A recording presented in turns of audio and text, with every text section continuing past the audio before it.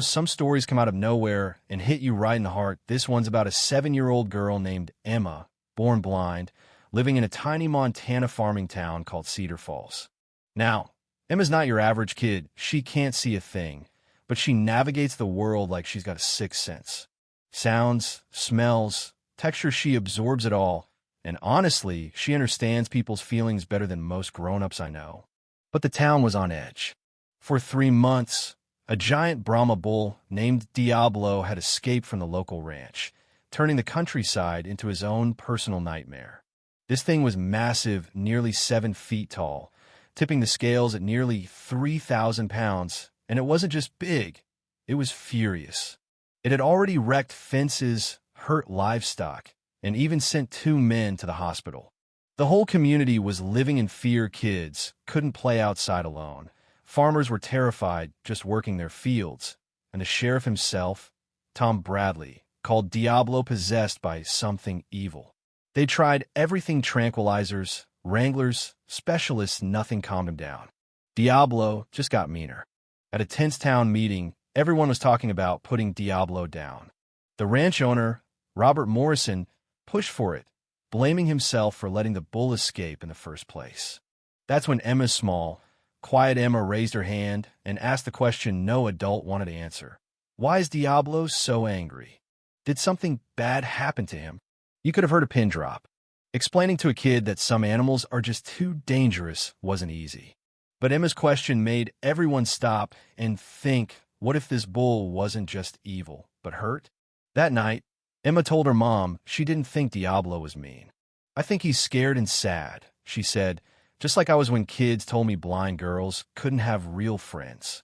Her mom held back tears. Emma wasn't just a kid, she was a heart reader. The next day, Emma asked her dad if they could help Diablo instead of hurting him. Her dad was worried. "He's too dangerous," he said, but Emma reminded him how she'd helped scared horses and dogs before. She had a way with animals, calming them down when no one else could. One afternoon, while her parents were busy, Emma convinced her grandma to take her to a field where Diablo had been spotted. Grandma Rose was nervous that Bull was known for charging anything that moved.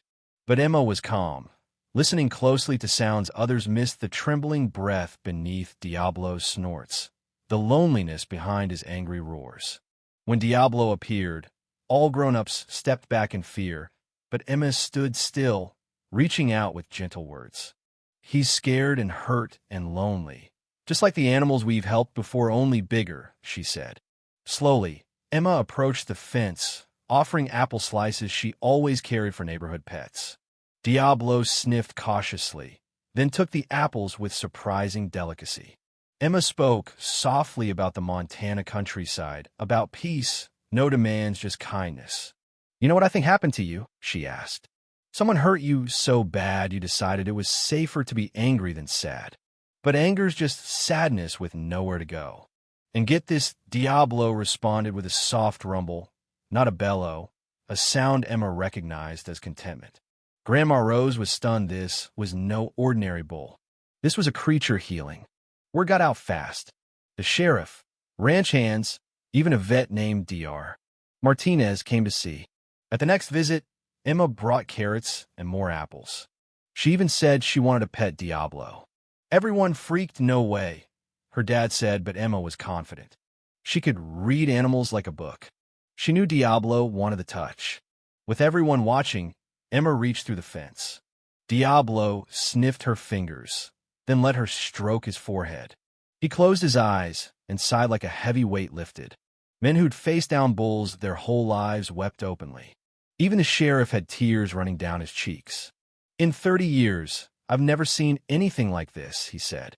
Emma kept stroking, and Diablo started making gentle sounds, pressing his head against her hand, telling a story only she could hear. Someone beat him sticks, electric prods. He learned humans meant pain, so he chose to hurt first, Emma explained. The vet confirmed Diablo's behavior matched trauma. Then Emma sang a lullaby her mom sang to her as a baby. Diablo swayed gently, the rage melting away.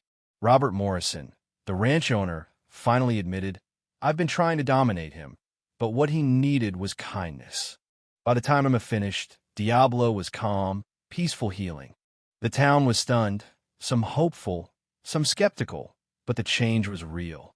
Emma promised to visit every day, and Diablo followed them home, like a gentle giant saying goodbye, not ready to be alone again.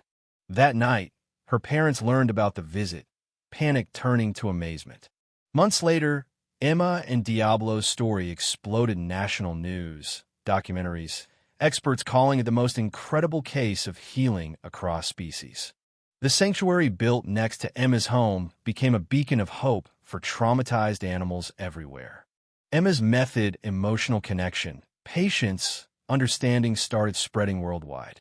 Even schools in Cedar Falls taught kids about empathy and courage, inspired by her. The mayor called Emma a hero who saved not just a bull, but the community's faith and compassion. Sheriff Bradley, once ready to destroy Diablo, volunteered at the sanctuary. The ranch owner changed his life to support animal welfare, and kids who once feared differences learned to celebrate them. Emma, turning 8, was already teaching other kids her gentle way. "Diablo and I are best friends forever," she said. "He taught me love is stronger than fear, and everyone deserves a second chance." So here's the thing. You ever been misunderstood, hurt, and pushed to anger only to have someone finally see the real you beneath it?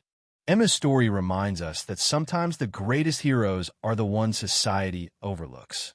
That healing isn't about force or control, it's about love, patience, and seeing with your heart, not your eyes.